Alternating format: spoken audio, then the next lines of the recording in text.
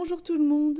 Aujourd'hui, je vous propose un petit résumé d'un des guides fondamentaux de l'enseignement, celui pour enseigner la lecture et l'écriture au CP. Ce document est la boussole de l'enseignante du cycle 2. Son message est clair. L'apprentissage de la lecture n'est pas naturel, c'est une conquête qui demande un enseignement explicite, systématique et rigoureux. Tout repose sur l'équilibre entre deux piliers, l'identification des mots et la compréhension.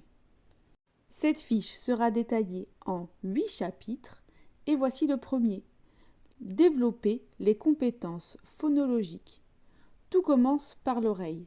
Le guide rappelle que la conscience phonologique est la clé de voûte. La priorité est donnée aux phonèmes. Si l'école maternelle travaille sur la syllabe, le CP doit très vite se focaliser sur le phonème, la plus petite unité sonore.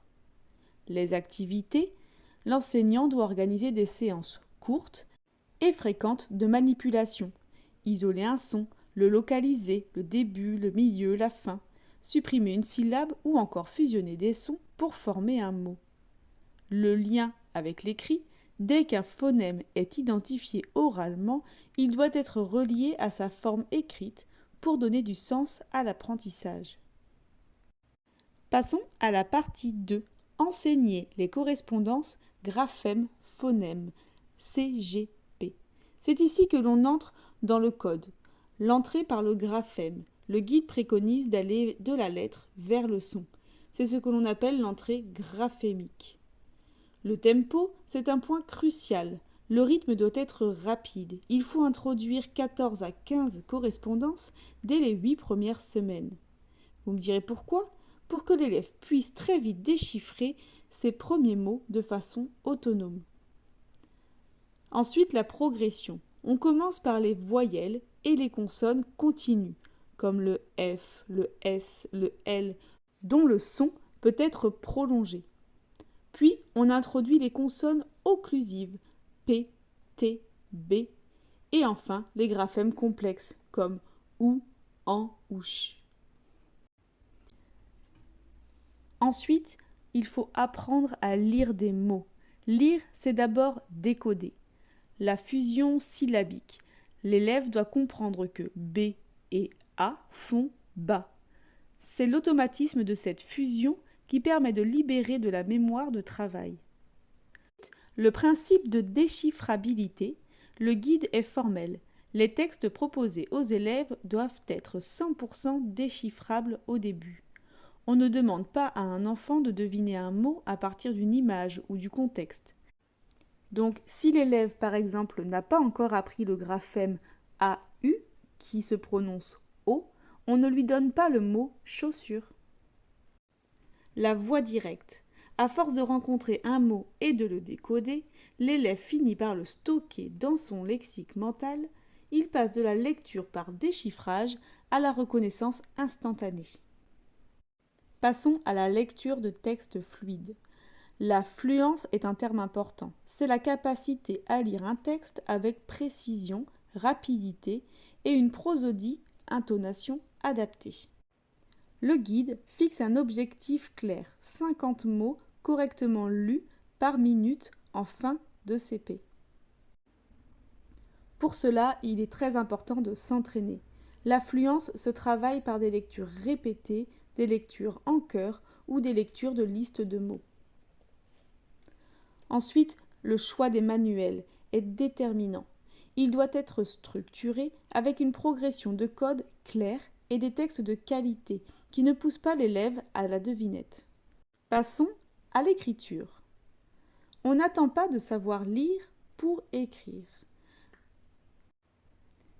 Il faut acquérir le geste graphique. C'est l'apprentissage au CP de la lettre en cursive. Le guide insiste sur la tenue du crayon, la pince, la position de la feuille et le sens du tracé. Le but est l'automatisation du geste pour que l'élève puisse ensuite se concentrer sur ce qu'il veut écrire. Ensuite, l'encodage ou la dictée. C'est l'exercice de référence. Dicter des syllabes, puis des mots, puis des phrases permet de consolider le code. Enfin, la production d'écrits Pour cela, l'élève doit apprendre à planifier son texte, à mettre en mots sa pensée et à réviser son écrit. Passons à la compréhension. La compréhension ne vient pas toute seule après le code. Elle se travaille dès le premier jour. L'enseignement doit être explicite. On apprend aux élèves à faire des inférences, à comprendre ce qui n'est pas dit explicitement et à construire une représentation mentale de l'histoire. Tant que les élèves ne sont pas assez fluides dans leur lecture, l'enseignant lit des textes longs et complexes à haute voix. Cela permet de travailler le vocabulaire et la syntaxe sans que le décodage ne soit un frein. Voyons maintenant un petit point sur l'étude de la langue. Le CP, c'est l'éveil à la grammaire et à l'orthographe. Il s'agit d'une première approche réflexive sur le fonctionnement du français. On distingue l'orthographe lexicale, avec les lettres muettes, les doublements de consonnes par exemple, et l'orthographe grammaticale, avec les marques du nombre ou du genre. On commence à étudier des familles de mots et des affixes, préfixes, suffixes, morphologie. Et aussi la syntaxe. On va apprendre à repérer la structure de la phrase, le sujet, le verbe. Nous arrivons déjà au dernier point, les outils pour l'enseignant, mais aussi pour l'élève. Tout d'abord, l'évaluation. Elle doit être régulière pour réagir immédiatement dès qu'une fragilité apparaît sur un son ou sur la compréhension. Ça peut être les évaluations nationales, mais aussi toutes les observations que l'on peut faire quotidiennement. La différenciation est un point important. Pour les élèves qui sont un peu plus en difficulté, on ne baisse pas le niveau d'exigence de l'objectif, mais par contre on va adapter les contenus, les outils, pour que cet élève puisse atteindre les mêmes objectifs que les autres. On peut aussi privilégier le travail en petits groupes avec des manipulations et beaucoup de répétitions. Pour finir, le temps est vraiment l'outil le plus précieux. Il faut consacrer 2 heures par jour à la lecture et à l'écriture selon les recommandations de ce guide. En résumé, l'enseignement de la lecture et de l'écriture au CP, selon les orientations fondamentales d'EduScol, repose sur une conviction majeure. Rien ne doit être laissé au hasard. Pour réussir le concours et plus tard pour votre pratique en classe, retenez ces 4 axes transversaux. L'explicite contre le devinement. L'enseignant doit tout nommer et tout montrer. On bannit les stratégies de lecture basées sur le contexte ou l'image pour se concentrer sur le décodage pur. La déchiffrabilité à 100% des supports est la règle d'or pour mettre l'élève en confiance. L'apprentissage du code n'est pas un marathon lent, mais une course de fond qui démarre vite.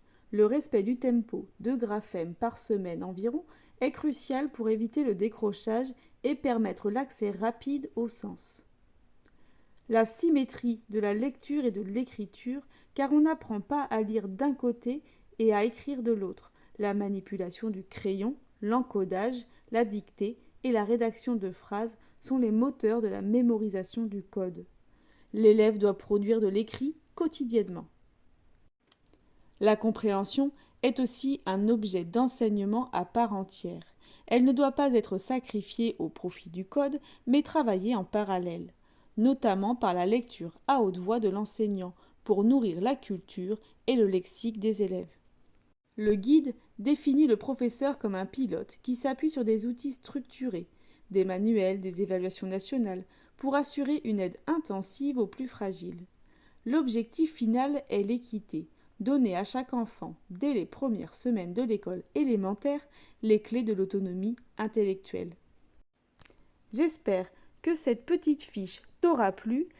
Je tiens à préciser que cette fiche est vraiment très condensée puisque le guide EduScol fait plus de 100 pages et donc il y a plein d'informations que vous pouvez aller chercher dedans. Je vous mettrai le lien de ce guide dans la description. Et comme d'habitude, n'hésite pas à liker, à t'abonner et à m'écrire des petits commentaires, ça me fait toujours plaisir.